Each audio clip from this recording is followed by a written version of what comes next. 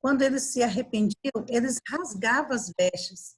E às vezes eles se jogavam no chão, cinza, com um sinal de arrependimento. Só que com o tempo foi passando, eles estavam fazendo essa atitude com hipocrisia. Na verdade, não estava havendo arrependimento.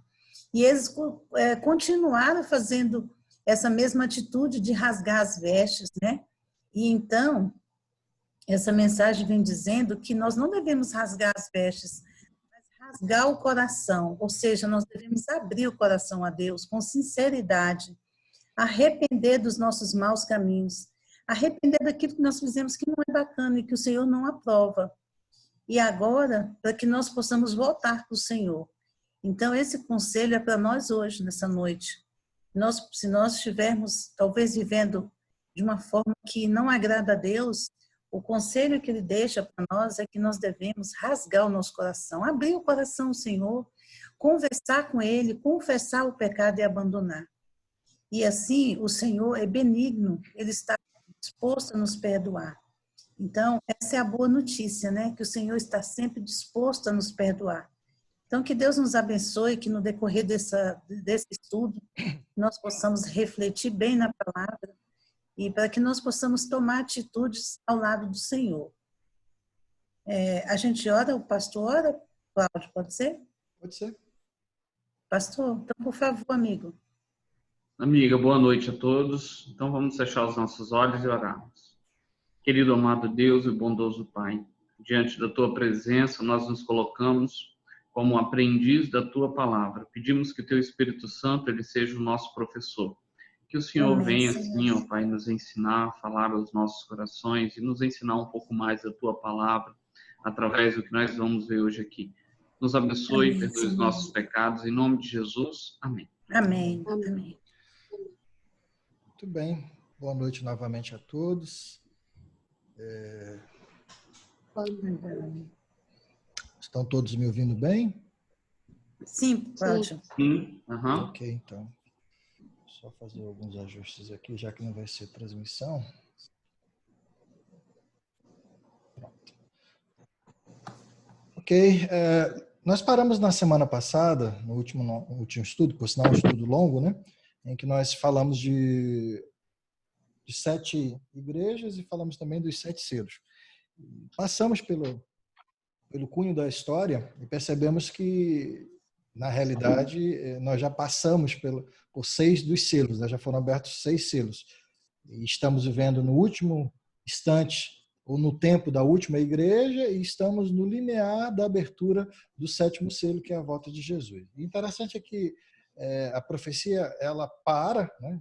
Jesus para ali, o anjo para, no momento que está falando ali com João. Justamente, ele não abre o 7º selo antes dele explicar quem seriam os salvos.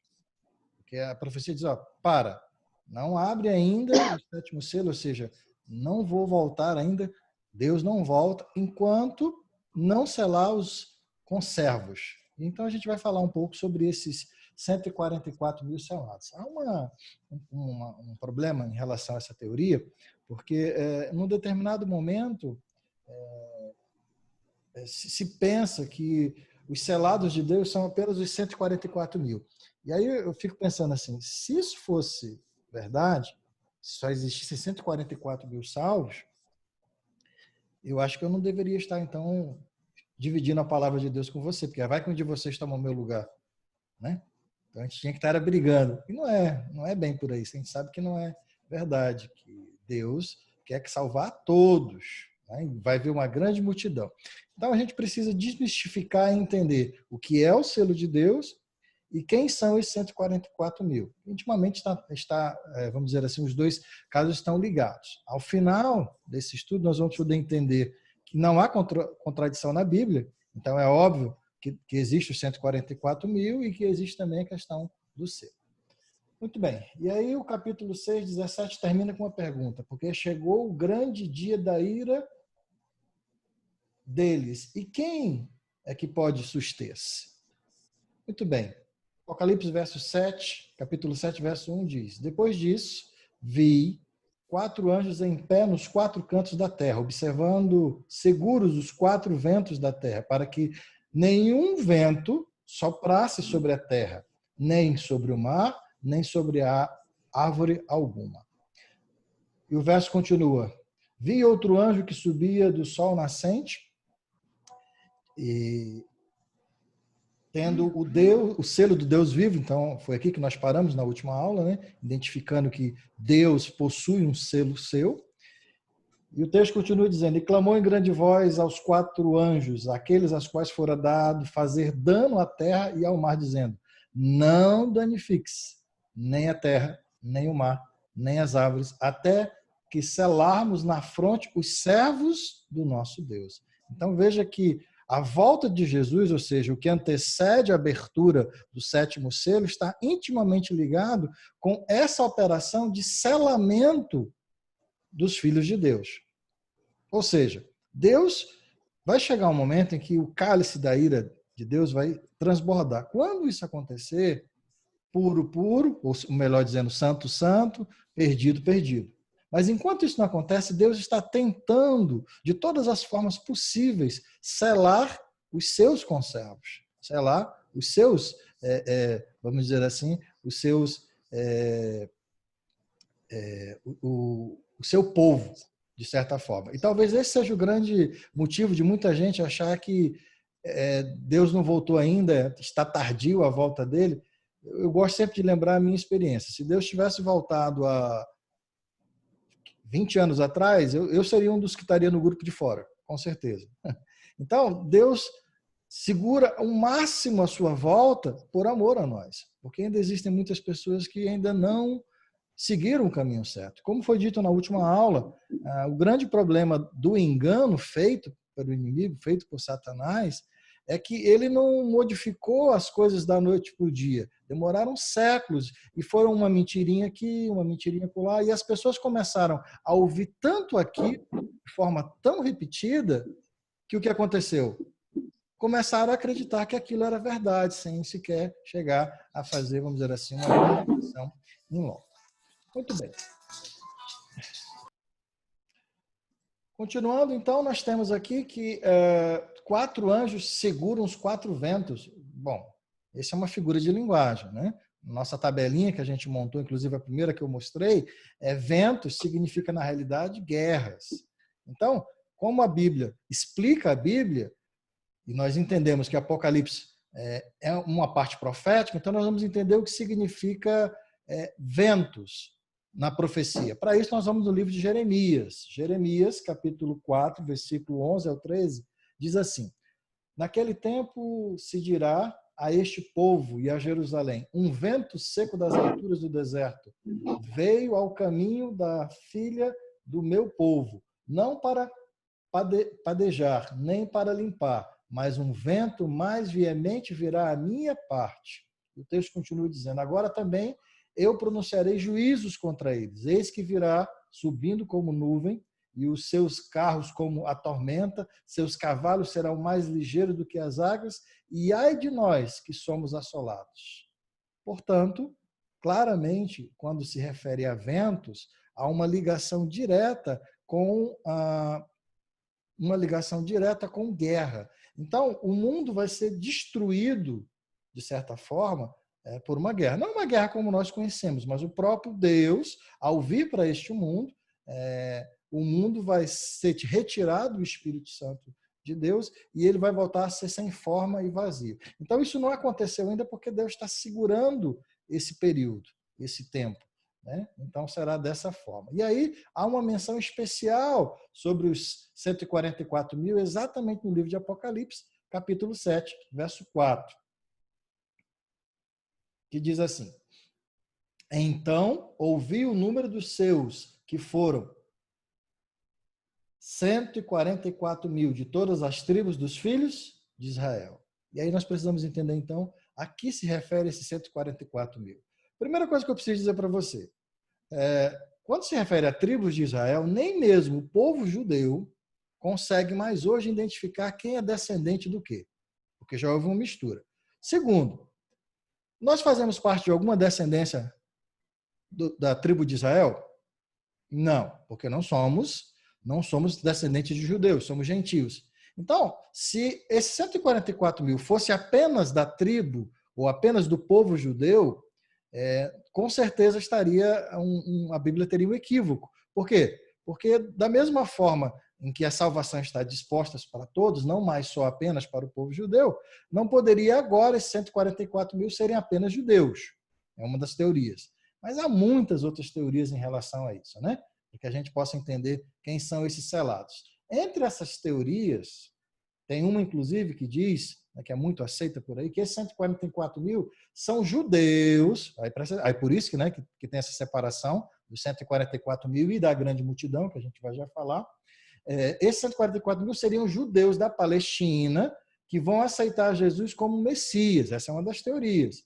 Vão pregar o evangelho e converter o mundo inteiro através dos próprios judeus em um número de 144 mil. Essa é uma teoria. Mas a internet está cheia de outras teorias. Tem, inclusive, algumas teorias que viraram filmes. Vocês lembram dos filmes aí que tinha... eu não me lembro agora o título, mas de repente estava uma pessoa aqui, Os Esquecidos ou os Deixados, alguma coisa assim. Aí, de repente, estava a pessoa aqui e aí o carro batia lá na frente. Por quê? Porque a pessoa foi levada para o céu. Então, os 144 mil são os que vão ser levados. E o resto vai ficar aqui durante 1000 anos para se arrepender. Isso não tem base bíblica.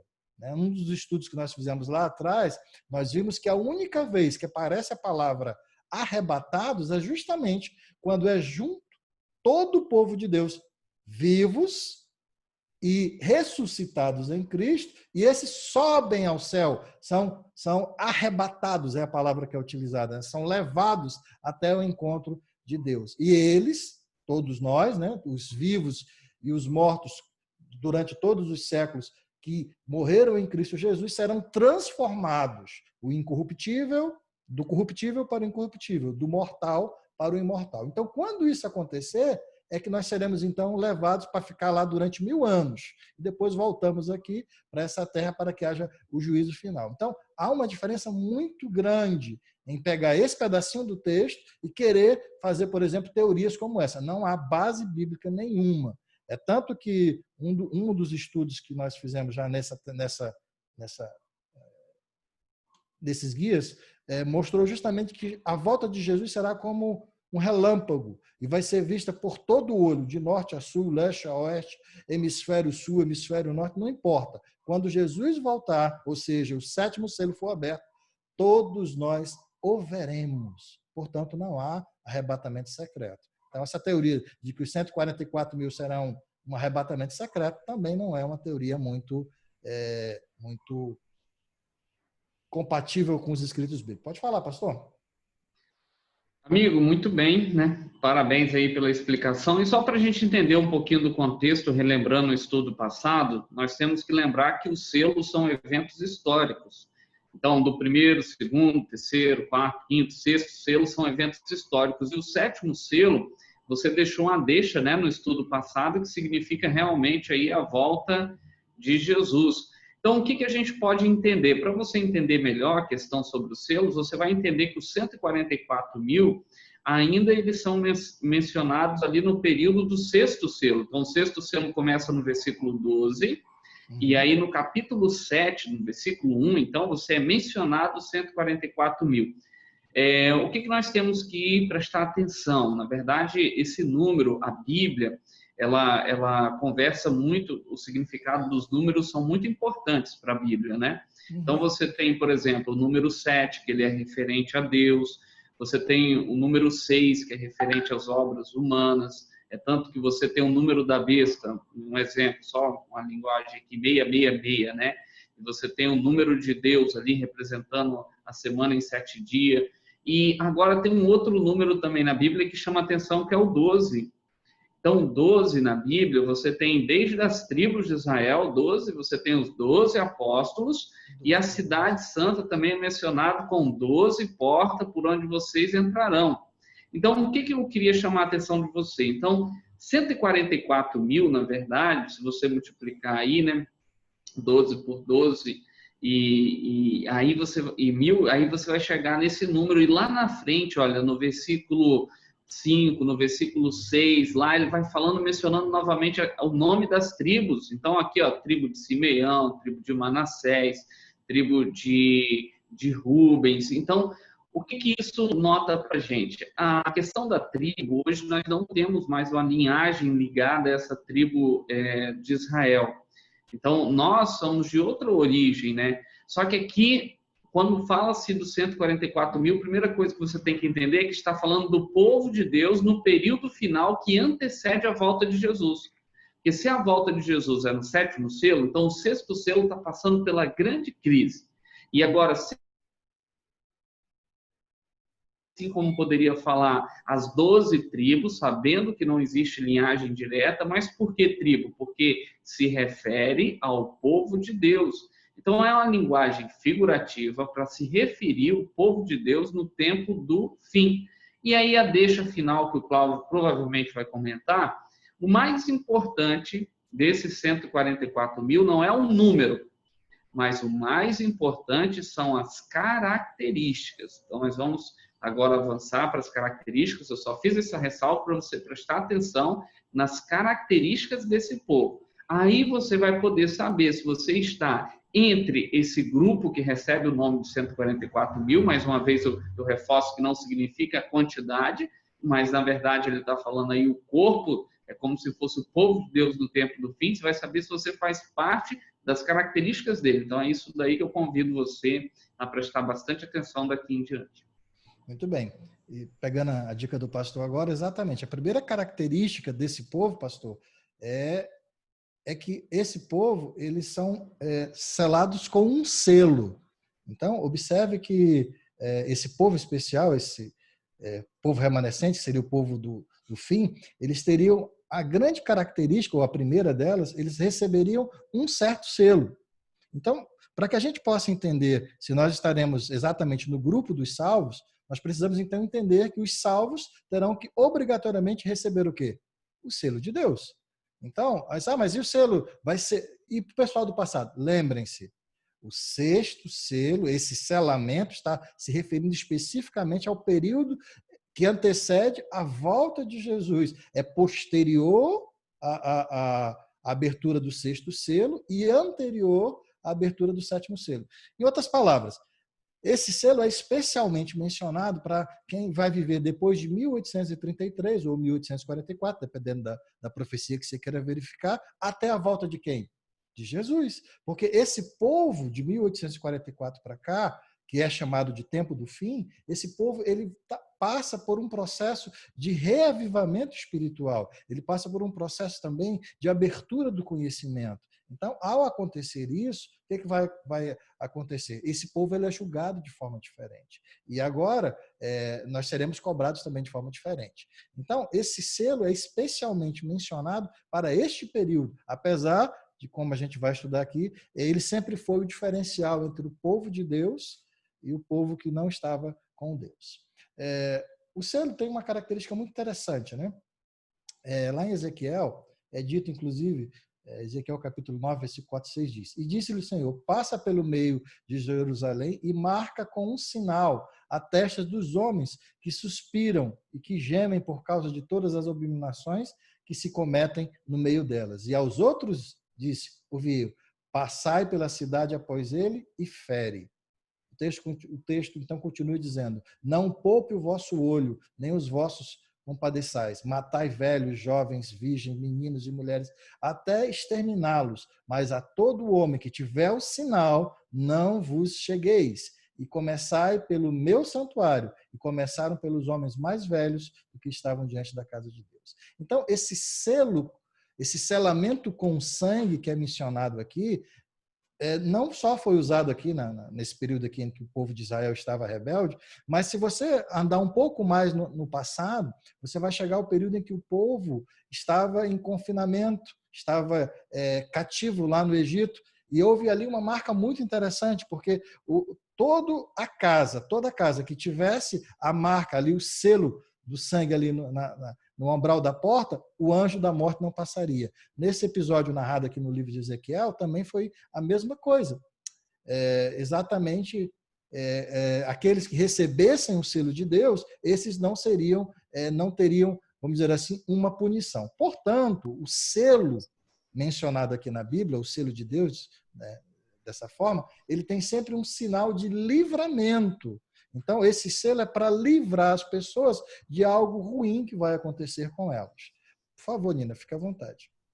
Não, pode prosseguir. Porque você abriu o áudio, eu pensei que estava. Então, Tá, tanto prosseguir. Que a Bíblia, quando a gente for estudar agora alguns temas, que a gente ainda vai estudar alguns temas de Apocalipse e de Daniel, você vai ver que há um grupo muito claro. Você vai ver que no final do processo eu vou ter um grupo, o que tem o selo de Deus e os que têm a marca da besta, que até o pastor já mencionou. A marca da besta é muito conhecida. Todo mundo diz, é o chip, é não sei o quê, 6666. A gente vai ter uma aula sobre isso ainda. Não se preocupe, não é o caso de hoje. Cláudio, pode falar, pastor. Me perdoa só te interromper, mas aí fica um questionamento interessante. Às vezes a gente se preocupa tanto com a marca da besta, enquanto nós deveríamos nos preocupar mais com o selo de Deus, né? Sim. Então, é importante você prestar atenção nesse estudo de hoje, porque às vezes você se pergunta, o que eu vou receber? É um chip e tal, né? A gente vai falar sobre isso, mas, na verdade, a nossa atenção ela deve estar voltada para o selo de Deus, é como a gente vai estar selado pelo Senhor, porque aqueles que não estão selados, automaticamente já irão pertencer à marca da besta. Então, como é que eu faço para estar entre os selados do Senhor? Exatamente. Inclusive, o Apocalipse fala claro, né? Ele diz que quem são os salvos? Aqueles que não adoraram a besta, não se prostraram diante dela e não receberam a sua marca, nem na fronte e nem no braço. Eu preciso aí abrir um parênteses só para fazer uma questão da figura de linguagem, antes da gente continuar a entender sobre o texto. Lá em Hebreus, eu não me lembro agora se o texto, acho que é capítulo 11, ou é 8:11, não me lembro agora. Mas a gente vai passar numa outra aula, vai ter ele ali. Mas só para você entender, quando se menciona colocar na fronte, o significado dentro da Bíblia é que a pessoa está recebendo o selo por entendimento, ou seja, por livre e espontânea vontade. Então, há uma diferença. O selo de Deus é colocado aonde?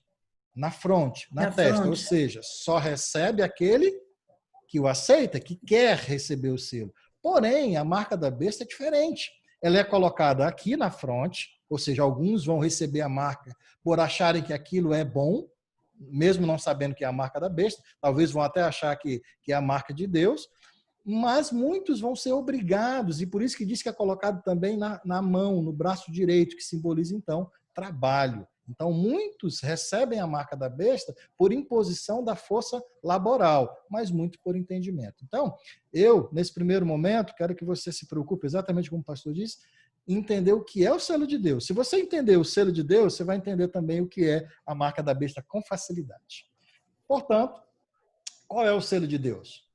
E aí a gente precisa de novo do quê? Da Bíblia? A Bíblia explicando a Bíblia. Vamos então para Isaías capítulo 8. Depois do curso a gente vai disponibilizar esses slides para você, né? Então, eu estou lendo aqui os textos para a gente ganhar um pouco mais de tempo, principalmente hoje que houve um atraso em função de não conseguir a transmissão via Face.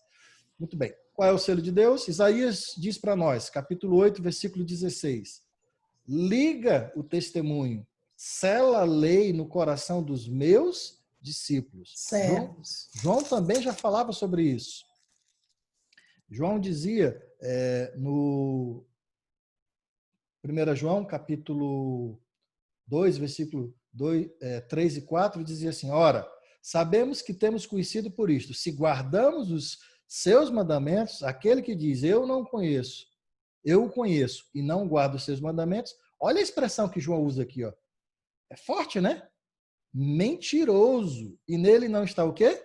A verdade. Ora, se eu digo, amo a Deus, eu tenho que guardar o quê? Os seus mandamentos. Já fizemos, inclusive, um estudo que falava sobre os mandamentos de Deus e vimos a importância. E até lembram que tinha uma matemáticazinha, a gente terminou o estudo sobre os mandamentos com um texto de Tiago, que diz que não adianta guardar 9 e tropeçar em 1. Você vai estar perdido em todos. Portanto, né, que mandamentos são esses? Também já fizemos nesse estudo. Já vimos que de todas as leis que existiram, apenas uma lei é eterna, que é a lei chamada a lei moral de Deus. E ela pode ser encontrada em qualquer Bíblia. Quando eu digo qualquer Bíblia, falo qualquer Bíblia mesmo. Bíblia católica, Bíblia protestante, Bíblia dos Testemunhos de Jeová, todas que são Bíblias, não compilações dela, mas Bíblias. Se você abrir no capítulo 20 do livro de Êxodo, ali do verso 3 ao 17, você vai encontrar todos os mandamentos. Não terás outros deuses diante de mim, eu vou relembrá-los.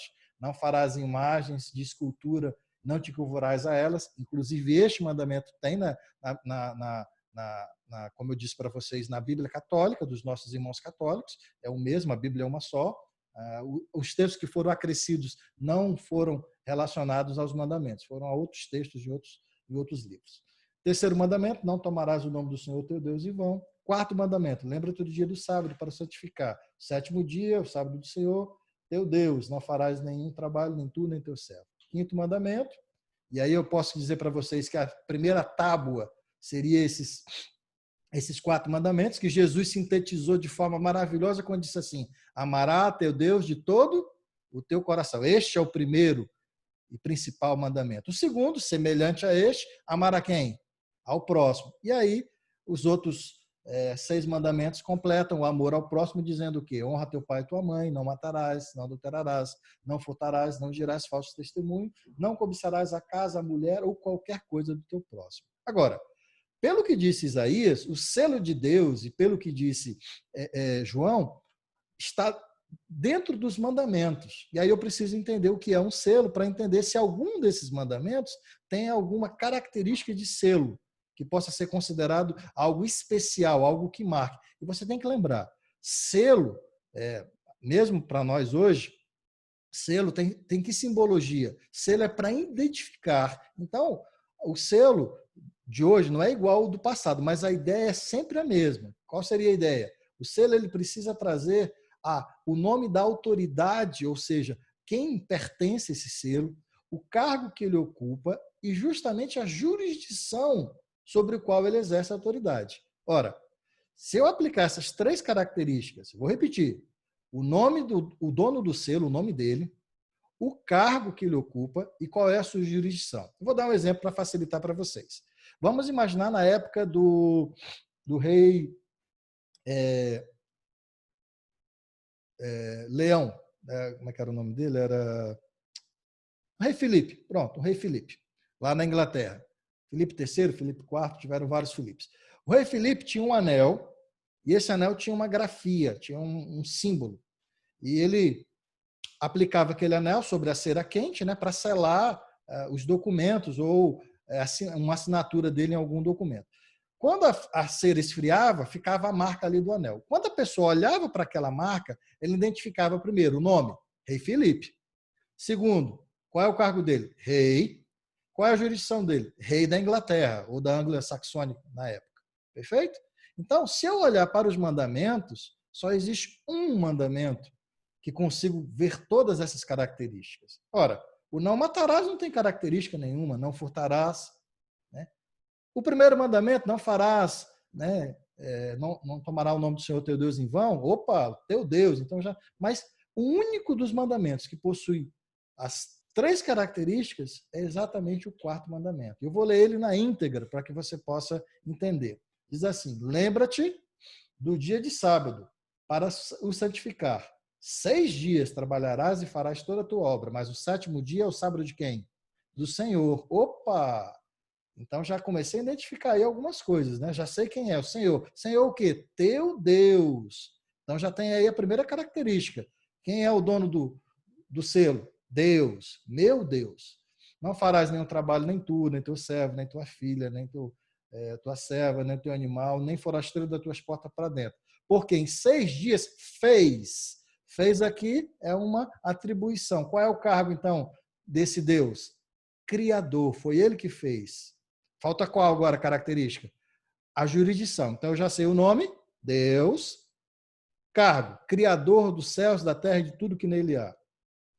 Continuando, o que ele fez? Céus, terra e o mar, e tudo que neles há. Então, a jurisdição dele, todo o universo. E ao 7º dia descansou, por isso o Senhor, Deus, abençoou e santificou que dia?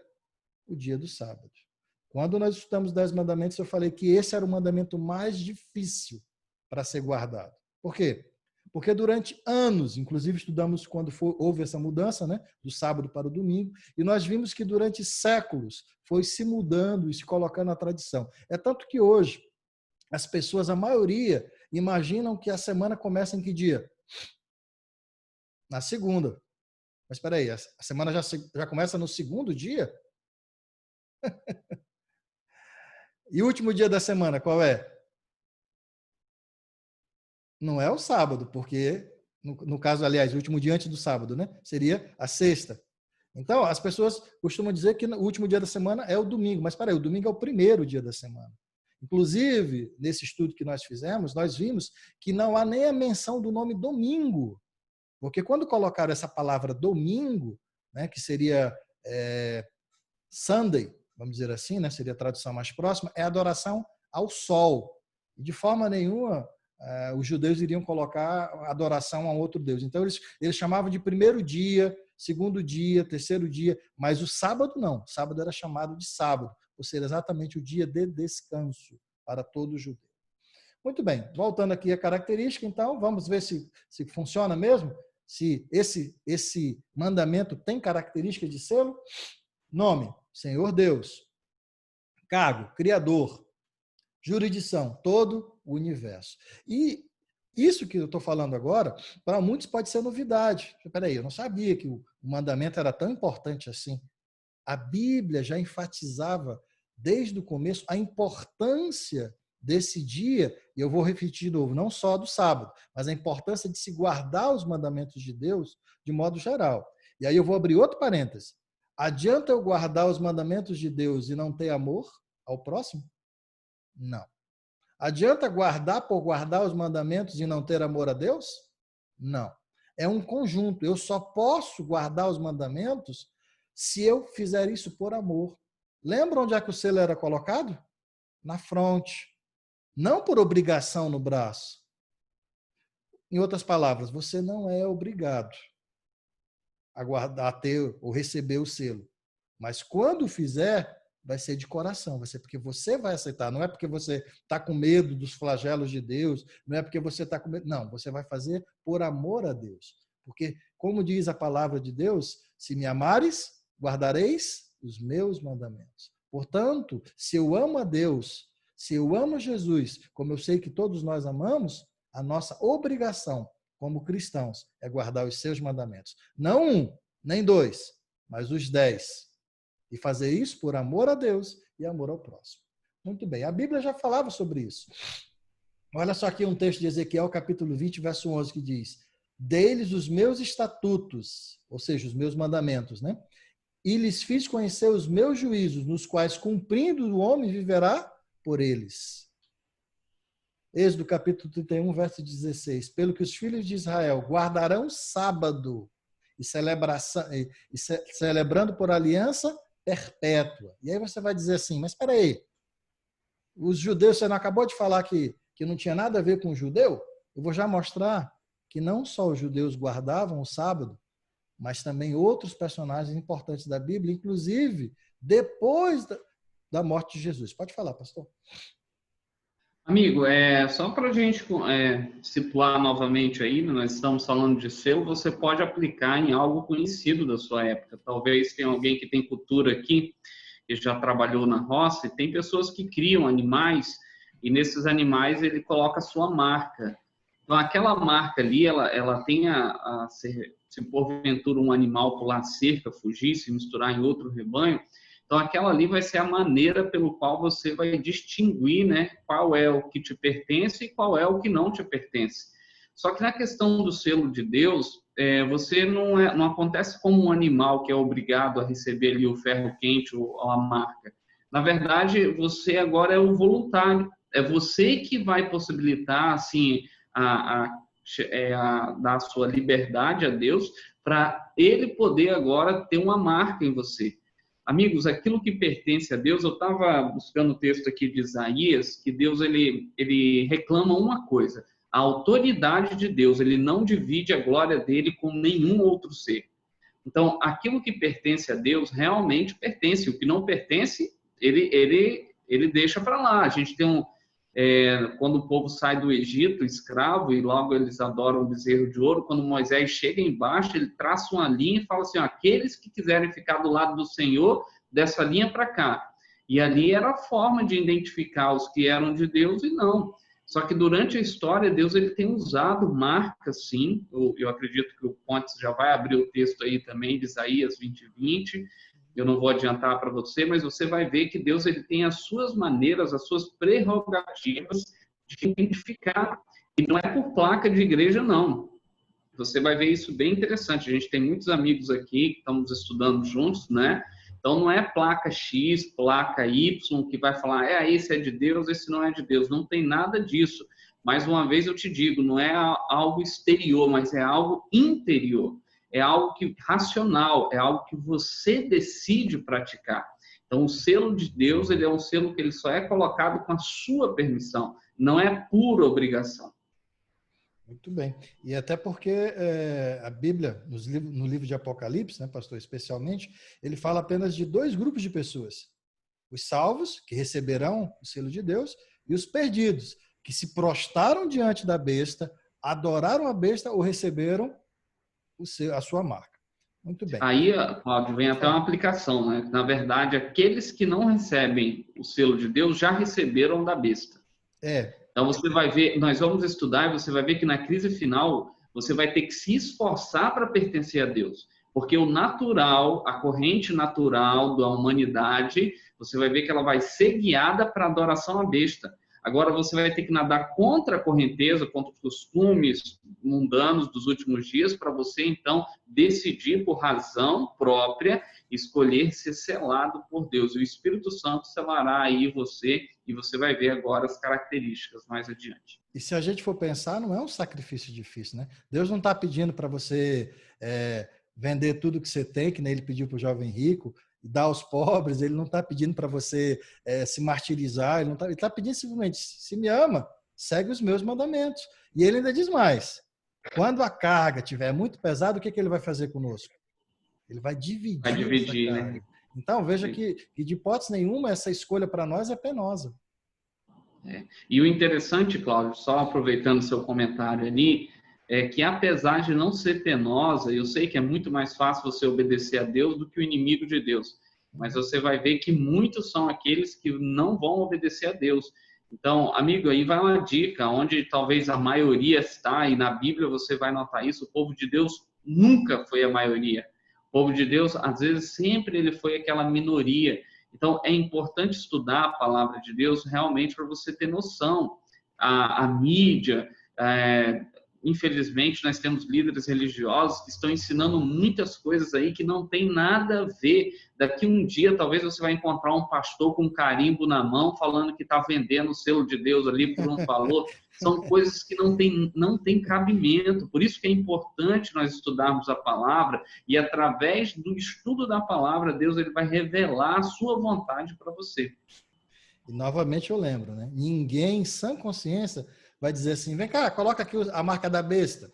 As pessoas são enganadas no sentido de por falta de conhecimento ou por querer acreditar por uma questão de comodidade e acabam que o inimigo engana as pessoas e elas acabam recebendo a marca da besta, porque se não tem o selo de Deus, obrigatoriamente você está com a marca da besta. Então, eu acho interessante aqui, né, que Jesus, o próprio Jesus, ele diz, olha, eu não vim alterar nada, não vim fazer nenhuma mudança.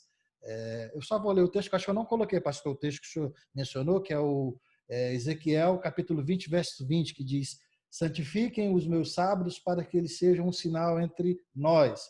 Então, vocês saberão que eu sou o Senhor, o seu Deus. Então, eu acho que acabei tirando esse texto, que é Ezequiel 20, 20. Era esse, né? Mas aí fica o registro, então, para aqueles que quiserem procurar, né? Isso. Então, uma das maneiras que o próprio Deus ele se refere como selo. Um sinal, né? Entre mim e vós. E aí Jesus vem e diz, eu não vim alterar absolutamente nada, pelo contrário, eu vim confirmar. Mateus capítulo 5, verso 17 diz, não penseis que vim revogar a lei ou os profetas. Não vim para revogar, vim para cumprir. E o próprio Jesus, que era judeu, guardava que dia? Sábado. Esse era o dia de descanso dele. Olha lá o que está em Lucas capítulo 4, verso 16. Indo para Nazaré, onde fora criado, entrou num sábado na sinagoga, que era a igreja da época, segundo o seu costume. Então não era uma coisa que Jesus fez, eu vou fazer. Não, ele fazia. Isso era costume dele. Levantou-se e começou a ler a palavra de Deus. Muito bem. E Jesus foi um fiel guardador do sábado. E as mulheres, a quem Jesus tanto enfatizou, tanto deu voz, porque naquela época as mulheres não podiam falar, não podiam fazer várias coisas, tanto as mulheres que elas tinham tanta consciência de que era necessário guardar o sábado, que mesmo amando Jesus demais, porque elas amavam Jesus, quando ele morre na sexta-feira, que é o dia da preparação, elas poderiam dizer, não vou deixar o corpo do meu Senhor Jesus ficar, vamos preparar o corpo. Mas elas fazem o quê? Elas deixam o corpo em repouso e só depois do sábado, no domingo, pela parte da manhã, quando elas vão para lá para tratar o corpo de Jesus no sentido de preparar para que ele fosse tivesse ali, né, um sepultamento digno de uma pessoa. Então, o texto que fala sobre isso, inclusive, é Lucas, capítulo 23, né, versos 54 e 56. Era o dia de preparação. Que dia de preparação? Sexta-feira. E começava o sábado. Jesus morre às 15 horas, né? Era o dia da preparação, eles começavam a preparação ali por volta das 16 no máximo, né? Então, já era ali a preparação. As mulheres que tinham vindo da Galiléia com Jesus, seguindo, viram o túmulo e como o corpo fora ali depositado. Então, se retiraram para preparar aromas e bálsamos. Mas elas não trabalharam, elas não fizeram nenhum tipo de trabalho, digamos assim, de preparação do corpo de Jesus para o sepultamento. E como nós somos gentios, nada melhor do que a gente falar do próprio apóstolo, que é responsável pela mensagem ter chegado até nós. O apóstolo Paulo foi escolhido por Deus com a intenção clara de levar a mensagem aos judeus, aos gentios, aos reis, a todo povo, língua e nação. Pode falar, Nina. Cláudio, é tão interessante porque, assim, a gente poderia... São tantas as igrejas que não guardam o sábado, são tantas as igrejas que não guardam os mandamentos. Na verdade, a gente vê que os mandamentos que realmente não são guardados são, em algumas igrejas, são um, que é o sábado, e a outra, que é a católica, que é adorar a imagem e também a mudança do sábado para o domingo. Só que a gente vê nesse estudo o próprio Jesus guardando os mandamentos, inclusive o sábado. Então, é de chamar a atenção, porque Jesus ele veio para que nós pudéssemos seguir o modelo que é ele. O que ele cumpriu, o que ele viveu aqui. Aqui, eu só vou mencionar, Cláudio, em 2 Coríntios 5, verso 20, fez assim, que nós somos embaixadores de Cristo. Então, quando você fala em embaixador, uma embaixada é onde tem a lei do país, né, de origem. Então, ou seja, se você entra numa embaixada da China, né, que a gente pode pegar até outro país, agora tem coronavírus mesmo, né? Mas você entra na embaixada de um país, a partir do momento que você entrou naquele território, você está ali, rege a lei daquele país. Então, quando o Senhor menciona nós, os servos dele, como embaixadores, então nós precisamos também viver essa lei, que é a lei celestial. Por isso que é um evangelho eterno. Então, nós estamos sendo chamados para que nós possamos viver uma atmosfera celestial, desde agora. Se eu quero viver no céu, eu preciso começar a colocar em prática o que o Senhor está me ensinando. Então, não é uma coisa do jeito que eu acho que vai ser. E a gente vê isso muito bem quando a gente começa a ler sobre a época de Noé. Entrou Noé e a sua família na arca, né? Então, não é do jeito que eu acho que deve, ou do jeito que eu gostaria que fosse. É do jeito que Deus nos ensina, inclusive, deu até o filho para morrer em prol desse evangelho eterno, para que a igreja dele agora fosse atraída. Então, é muito importante mesmo a gente observar e a gente, na verdade, fazer parte, né, desse país que é onde nós vamos morar um dia com Jesus. Né? Muito bem. Ô, Cláudio, você me permita só mais um breve comentário, que talvez tenha muitas pessoas curiosas aqui que perguntam assim, mas, pastor, até hoje eu entendia que esse costume do sábado era um costume dos judeus, né? Amigos, eu queria só te convidar você para ter o seguinte pensamento. Na verdade, esse costume ele não é do povo judeu, porque o sábado ele foi projetado e colocado para a gente lá em Gênesis, onde Deus acabou de criar Adão e Eva. Então, a ordem para guardar o sábado, ela não vem com o povo judeu. O povo judeu nem pensava em existir ainda, a linhagem de Abraão não existia. Então, o sábado ele começa na criação. E aí tem um detalhe interessante, que quando o povo de Deus estava escravo no Egito, você sabe que escravo ele não escolhe dia para descansar, né? Escravo você teria que trabalhar todos os dias. Quando Deus retira o povo do Egito, que dá para ele a lei novamente, reafirma os 10 mandamentos, Deus ele não está dando a lei ali, na verdade ele está lembrando a lei dele. Porque você lembra que a lei de Deus ela é eterna como o próprio Deus. Vou lhe dar um pequeno exemplo. Quando José ele foi tentado na casa de Potifar, a resposta que José dá para a mulher de Potifar, ele diz o seguinte: como poderia eu pecar contra o meu Deus e o meu Senhor? Então, antes dos 10 mandamentos, que só foi dado depois, posteriormente, José ele já sabia que adulterar era pecado. Só que na questão do sábado é tão interessante que é o único mandamento que Deus, você vai ver que o início dele, no versículo 8, diz o seguinte: lembra-te. Mas é um lembra-te que, na verdade, ele tá na forma infinitiva, esse verbo. É tanto para o presente, como para o futuro, como para o passado. Lembra-te no sentido, olha, eu falei lá em Gênesis, vocês foram escravos, esqueceram, mas agora eu estou lembrando vocês novamente. Então, isso daqui é muito interessante. É o único mandamento que começa com lembra-te. Eu sei que você pode estar pensando o seguinte, pastor, mas não é melhor a gente guardar o não matar do que guardar o sábado? Não é melhor a gente guardar o não furtarás do que guardar o sábado? Amigos, olha que interessante, hein? Na verdade, primeira coisa, todos os mandamentos, não existe erro pequeno ou erro grande diante do Senhor. E você não consegue fazer uma separação pelo não matar, porque não matar, muita gente fala em não matar. Os espíritas falam em não matar, não tenho nada contra, só uma explicação. Muitas pessoas que não acreditam em Deus, ela entende que não deve matar. Então, o não matar não identifica ninguém. O não adulterar, do mesmo jeito, não adulterarás, tem muitas pessoas que não são, nem acreditam em Deus, que ela tem uma estrutura familiar que ela não vive em adultério, porque ela entende que não adulterar é algo certo. Então, todos os mandamentos, eles têm uma base ética normal que muita gente aceita e ninguém tem problema com ela. Então, em todas as igrejas que você for, você vai ouvir falar sobre honrar pai e mãe, sobre não adulterar, sobre não fazer imagens, sobre não falar o nome do Senhor Deus em vão, porque isso é uma ética universal. Agora, o único mandamento que quebra a ética, que ele é arbitrário, assim me permita dizer, é o mandamento do sábado. Então, se você perguntar para mim, né, pastor, por que você guarda o sábado?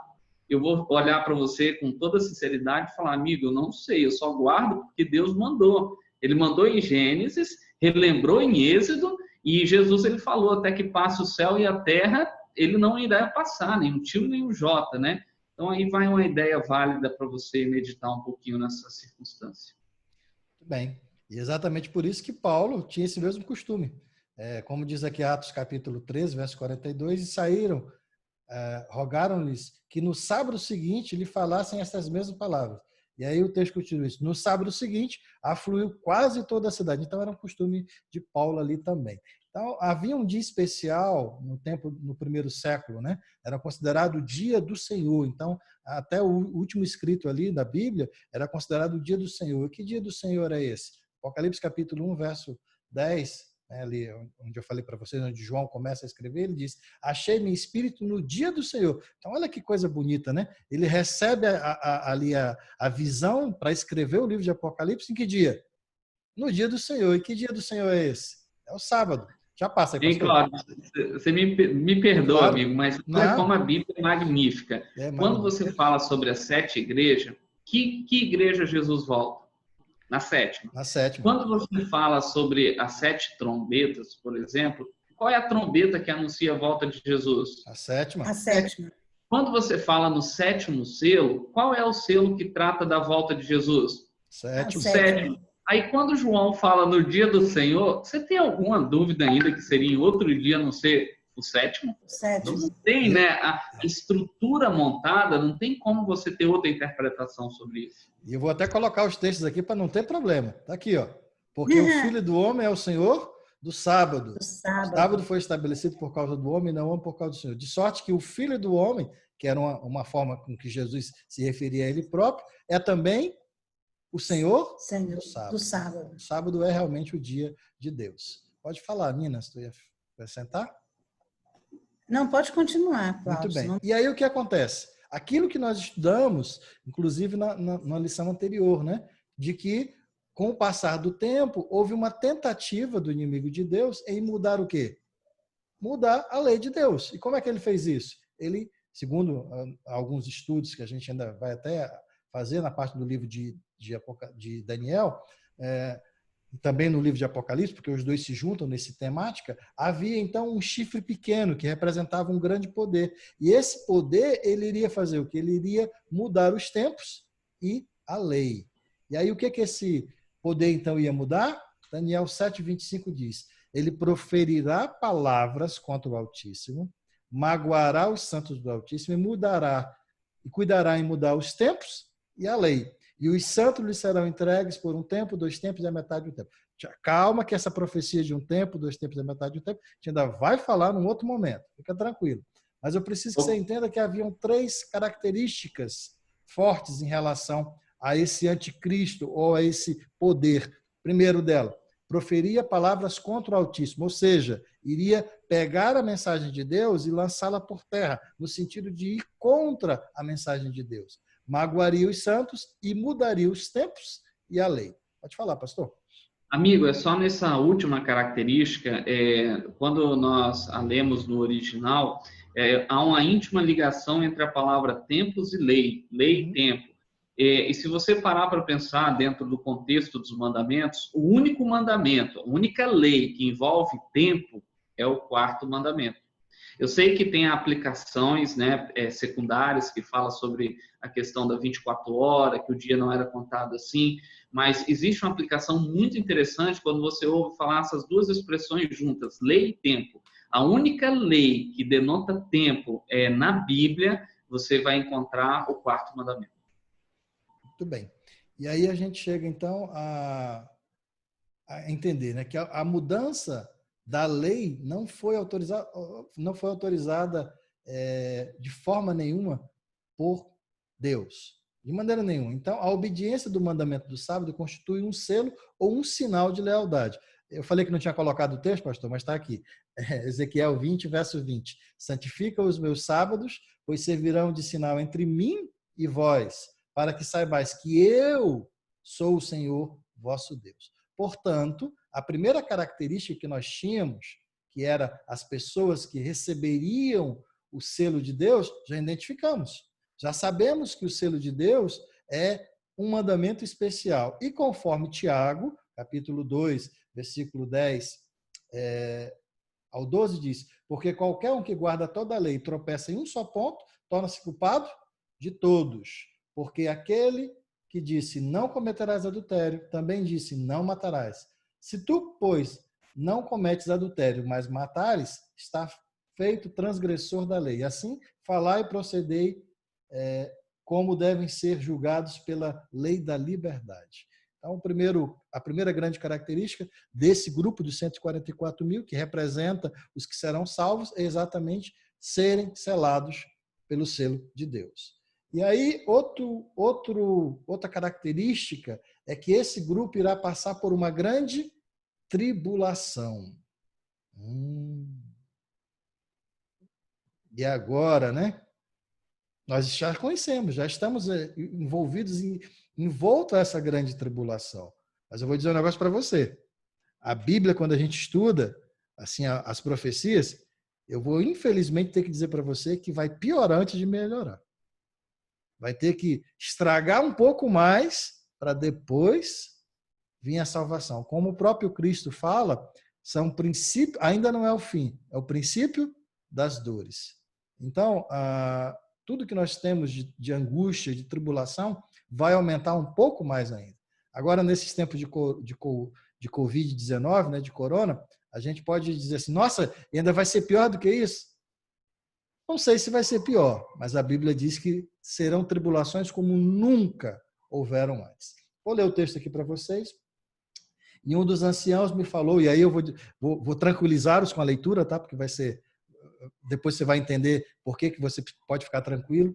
E um dos anciãos falou me dizendo, estes que estão vestidos em vestes brancas, que são de onde vieram. E disse-lhe o Senhor, tu sabes. E ele disse-me, estes são os que vieram da grande tribulação e lavaram as suas vestes e branquearam no sangue do Cordeiro. Daniel capítulo 12 ainda diz, e naquele tempo, no final, né, se levantará Miguel, o grande príncipe, que se levantará a favor dos filhos do teu povo, e haverá um tempo de angústia, qual nunca houve desde que houve nação até aquele tempo. Mas naquele tempo livrar-se-á, enfatiza isso aqui, livrar-se-á o teu povo, todo aquele que for achado escrito no livro da vida. Opa! Nós já temos a chave. Então, o que é branquear nas vestiduras? O que é ter essas vestes lavadas? Eu vou pular logo para o terceiro ponto, que você vai entender que quem passa pela grande tribulação vai passar porque vai ter as vestes branqueadas, né? Então, essas vestes branqueadas, que é mencionada lá em capítulo 7, versículo 14, que diz assim, estes são os que vieram da grande tribulação, lavaram suas vestes, branquearam no sangue de quem? Do Cordeiro. E aí eu penso, né? Como é que você faz para pegar uma veste e branquear ela no sangue? Até onde eu saiba, o molho de tomate que parece com sangue, quando bate ali no branco, já era, né? Fica tudo escuro. Como é que a gente lava, então? Como é que a gente vai branquear isso aí, pastor? Como é que branqueia lavando no sangue? Explica pra gente isso aí. Amigo, então você tem aqui a linguagem simbólica mais uma vez. Quando você fala lavado no sangue do Cordeiro, você não tem como escapar à sua mente o evento da crucificação. Então, na cruz, Jesus ele derramou o sangue dele pela humanidade. Então, observe bem esses paralelos das palavras. Quando você lava no sangue do Cordeiro, você deverá passar por um rito, a qual significa a própria morte de Cristo. E que rito é esse? Olha que rito você hoje pode falar assim, não, de hoje em diante eu sou uma pessoa que eu estou pertencendo a Jesus. Nós vimos a questão do mandamento, ok, uma característica. Mas uma outra característica, esse lavar, não sei se você já presenciou alguém se batizando. Quando a pessoa se batiza, ela tem um simbolismo muito interessante. Ela é imersa nas águas, que significa morrer como Cristo morreu, e você levanta das águas, que significa ressuscitar como Cristo ressuscitou. Então, o simbolismo, claro, que nós podemos aplicar também na questão de lavar, é quando você se entrega a Jesus através do batismo. Aí algo interessante acontece. O teu nome é escrito no livro da vida do Cordeiro, que foi mencionado aqui, e a outra coisa, a justiça de Cristo, ela é imputada sobre você. Então, quando Deus olhar para você, você vai estar com suas vestes, entre aspas, que se é a justiça de Jesus, limpa. Ele vai olhar para suas más obras, seus pecados, e ele não vai ver isso. O que ele vai ver são a justiça de Jesus, que são comparados a essas vestes brancas lavadas no sangue do Cordeiro. Esse perdão de Deus é bem diferente do nosso, né, pastor? Muito, muito. Muito diferente, né? Eu estou até... A gente perdoa dizendo assim, não passa aqui, não, está perdoado, mas evita passar aqui na minha rua, né? Já o perdão de Deus é tão maravilhoso, né? Eu dou uma dica, não tente entender, somente aceite, é um presente. Amém. Porque para você entender, você teria que ser tão bom quanto Deus, e nós não somos. Então, aceite. É verdade. Ô, Cláudio, eu gostaria só de acrescentar um pouco o que o pastor disse. Nós somos batizados, né? Ali simbolicamente, uma morte com a vida de pecado. O que é o pecado? 1 João 3, o verso 4 diz, é a transgressão da lei. Né? Então, simbolicamente, nós morremos com a vida de pecado. Então, agora, eu levanto dali, daquele batismo, para que eu viva em conformidade com essa lei da liberdade. O que é uma lei da liberdade? Se eu não roubo, eu não mereço ser preso. Se eu não mato, eu não mereço pagar a pena por uma morte. Por isso ele é conhecido como lei da liberdade.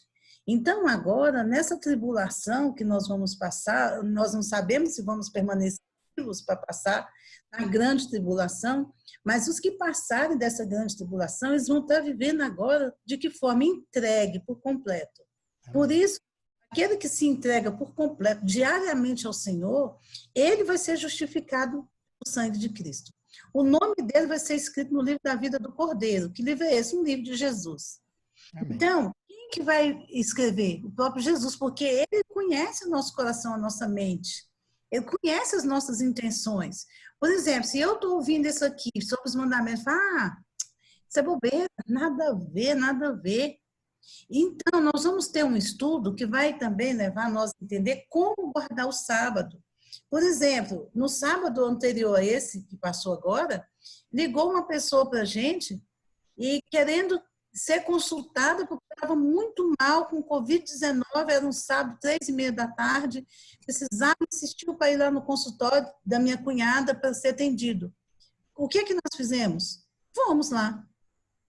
Atendemos a pessoa, foi internado, e aí o parente queria porque queria pagar. Aí meu esposo falou, olha, não é necessário pagar, porque a gente não vai receber no sábado. Mas aí ele insistiu tanto, meu esposo falou, então faz o seguinte, reveste cestas básicas para ajudar outras pessoas, para ajudar o próximo. Nós erramos, pastor? Não, amiga, de jeito nenhum.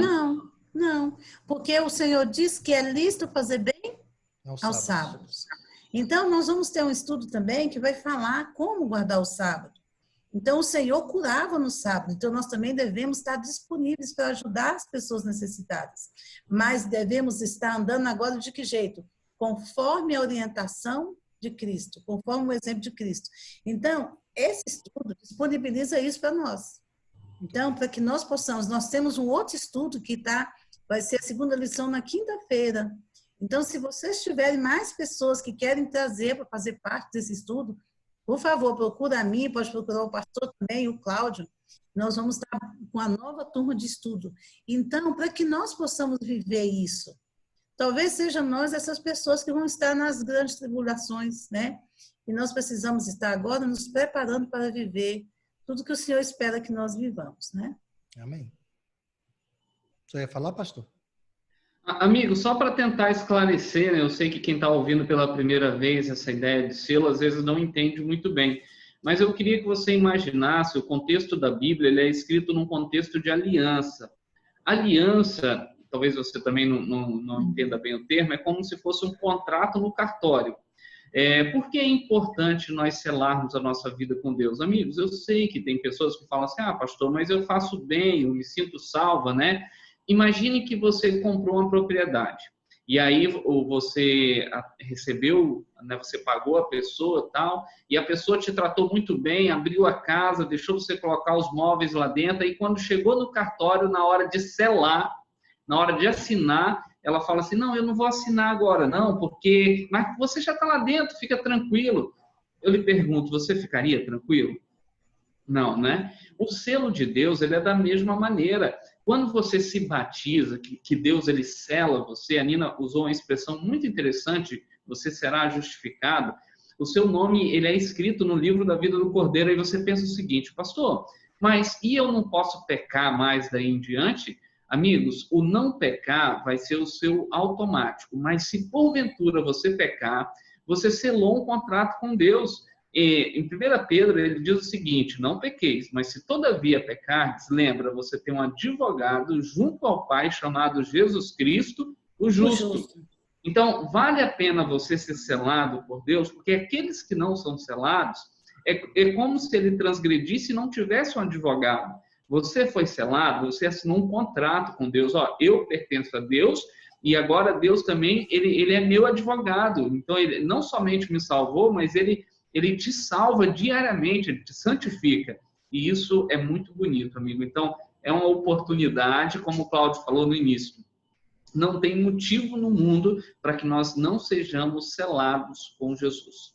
Amém. O pastor, veja bem, nós podemos, além de Deus, nós temos que guardar pelo amor, não é? Agora, se eu peco por amor, Se eu peco gostando de pecar, isso é fazer um estilo de vida em pecado. Então, quando eu obedeço a Deus, eu obedeço por amor. Agora, eu caí em pecado é porque tenho essa tendência. Mas se eu me arrependo e eu volto, o Senhor vai me perdoar. Agora, se eu faço por amar o pecado, aí não tem como o Senhor interferir. Esse pecado, né, Nina, que você fala contra o espírito, né? Esse é o pecado, é o único pecado que não tem perdão. Mas não é porque Deus não queira perdoar, né, Nina? É porque você não consegue pedir perdão. Então, Deus não tem como te perdoar. Mas, Cláudio, veja bem, se o cara que tem um amante e ele engana a esposa dele 1 dia, 2 dias, 3 dias, 4 dias, 1 mês, 1 ano, e ele permanece gostando disso, ele fez da vida um pecado. Eu quero viver assim. E eu vou enganar. E acarreta muitos pecados. Então, é esse amor pelo pecado que eu escolhi viver assim. Então, e o Senhor espera que eu obedeça os mandamentos também por amor a Cristo. Então, existe uma diferença nisso aí. É verdade. E, Nini, só relembrando, por que não tem perdão? Porque você não se arrepende. Se você pratica aquilo com amor, né, na verdade você está falando, eu escolho o mundo, eu escolho a minha ação do que escolher Jesus. Quando você escolhe Jesus, você cai. Você não vive caindo, você cai. Mas aí você se arrepende, né? Arrependei-vos, confessai-vos, você ora a Deus e os nossos pecados são automaticamente perdoados. Então, esse é o processo. Agora, se eu amo o mundo, aí então você não vai se arrepender. Você pode até mentir, você pode até falar da boca para fora, né? Mas o teu coração contrito, a tristeza, você não terá. Mas é um bom tema que nós vamos estudar mais profundamente adiante, né? É mesmo. O que é então lavar as vestes? Como vocês falaram, né? Segundo 1 João, capítulo 1. Se andares na luz, como ele na luz está, temos comunhão uns com os outros. E o sangue de Cristo, seu Filho, nos purifica de todo pecado. E Deus não ia deixar a sua restauração fora, né? O livro de Apocalipse diz que no tempo certo, qual é o tempo certo? O tempo depois da abertura do 6º selo e que antecede a abertura do 7º selo, iria então ter um povo remanescente, fiel, que iria falar sobre essa adoração ao sábado. E essa mensagem está em Apocalipse capítulo 14, verso 6 e 7, que diz: vi outro anjo voando pelo céu, tendo um evangelho eterno, para pregar, e olha só o que o texto diz, para pregar o quê? Aos que assentam sobre a terra e a cada nação e tribo, e língua e povo, dizendo em grande voz: temei e dai-lhe glória, pois é chegada a hora do seu juízo, e adorai aquele que fez. Olha o texto que é exatamente igual, ou a mesma menção feita lá no capítulo 4. Pois é chegada a hora do seu juízo, e adorai aquele que fez o céu, a terra e o mar, e as fontes das águas. Muito bem. Portanto, né, conforme está em Êxodo capítulo 20, né, diz ali, né, porque em 6 dias fez o Senhor os céus, a terra e o mar, e tudo que nele há. Descansou. Por isso, o Senhor abençoou o dia de sábado e o santificou. Quem são os santos, portanto? Aqui está, Apocalipse 14, verso 2. Os que guardam os mandamentos de Deus e a fé em Jesus Cristo. Portanto, como foi falado, né, os 144 mil passam por essa característica. Por isso é que João, se você for ler o texto com mais calma, que o nosso tempo já até extrapolamos um pouquinho hoje do tempo, se você for ler com calma, você vai ver que João ouve falar dos 144, mas depois ele vê o quê? Uma grande multidão. Então, ele, ao ver essa multidão, ele vê que esses são os salvos. Então, ele entende, algumas teorias entendem que esse 144 mil vai ser um grupo especial, mas que não são os salvos. Os salvos serão uma grande multidão. Está no versículo 9, amigo. Oi? Está no versículo 9. Perfeito. Eu ia até passar por esse, pastor, mas aí como o tempo já está um pouco adiantado, vou deixar só na impressão. Só na impressão. Aí, se o senhor puder, junto com a Nina, já finalizar pelo nosso tempo, né? Como eu falei, exatamente nesse sentido de que os 144 mil não é um número, mas sim uma qualificação, né? Como o pastor mesmo falou, o importante aí é você entender as características e saber que você tem que estar nesse grupo. Porque esse grupo aqui é o grupo especial, é o grupo que vai valer a pena passar por todas essas tribulações, passar por todas essas dificuldades e, no final, receber a herança. Obrigado. Pastor, fique à vontade. Nina também. Amigos, eu vou usar meu tempo final só para ler esse versículo que o Cláudio acabou de citar, né? Diz o seguinte: depois dessas coisas, vis e eis uma grande multidão que ninguém podia enumerar, de toda nação, tribo, povo, língua, pé, diante do trono e diante do Cordeiro, vestindo de vestiduras brancas, com palma nas mãos, e clamavam em grande voz, dizendo: ao nosso Deus que se assenta no trono. Então, só repetir essa expressão, porque uma das temáticas é enfatizar que 144 mil não significa ali um número literal, e você pode ficar feliz por isso, porque você vai estar dentro desse povo, se você assim se permitir ter a característica dos 144 mil. Que Deus abençoe a todos vocês, foi um prazer estar com vocês. Obrigado, Cláudio, pela linda explicação, Nina, aí pelos comentários, e obrigado a você também pela sua presença. Bem, antes da oração, eu só peço aqui para... Nina, eu vou só dar uma dica, eu deixei aqui na tela um temazinho. Já que a gente falou do selo de Deus, é bom a gente falar também na marca da besta, né? Já que um está tão conectado ao outro. Então, se você quer saber sobre a marca da besta, não perca o próximo estudo. Agradeço a todos. Nina, por favor, fique à vontade. Orar também. Vamos orar então, né, Cláudio? Só orar? Sim, por favor. Pode ser? Oremos então. Senhor Deus e Pai, muito obrigado porque nós temos em nossas mãos a Tua palavra. Obrigado, Senhor, porque nós temos a liberdade de escolher andar contigo hoje. Nós podemos ter essa oportunidade, Pai, hoje de tomar essa decisão ao lado do Senhor. Nos ajude, Deus querido, que o Espírito Santo do Senhor conduza a nossa mente, que possamos tomar decisões sempre ao lado do Senhor. Sabemos que o Senhor também é Senhor de exércitos, de anjos. Pedimos que o Senhor envie esses anjos a estar conosco, nos ajudando nesses momentos de dificuldade que passamos em todo o mundo. Pedimos uma bênção sobre o teu povo espalhado por todo o mundo, mas de forma especial, os nossos queridos que estiveram conosco nesse estudo, cada lar aqui representado. Que o Senhor derrame uma bênção especial, Pai querido. Muito obrigado por tudo que nós ouvimos aqui. Obrigado pela presença do Espírito Santo nos conduzindo a esse estudo. Nós te agradecemos em nome de Jesus. Amém. Amém. Boa noite, pastor Abraão, Nina, Boa noite. Um prazer, amigo, estar com vocês. Pessoal. Messias, até mais, Dama, amigo. Gisele, Jaqueline, Messias. Estou dando uma passada aqui nas pessoas que ainda estão conosco. A Graça, Olíria, boa noite a todos. Boa noite. Boa noite.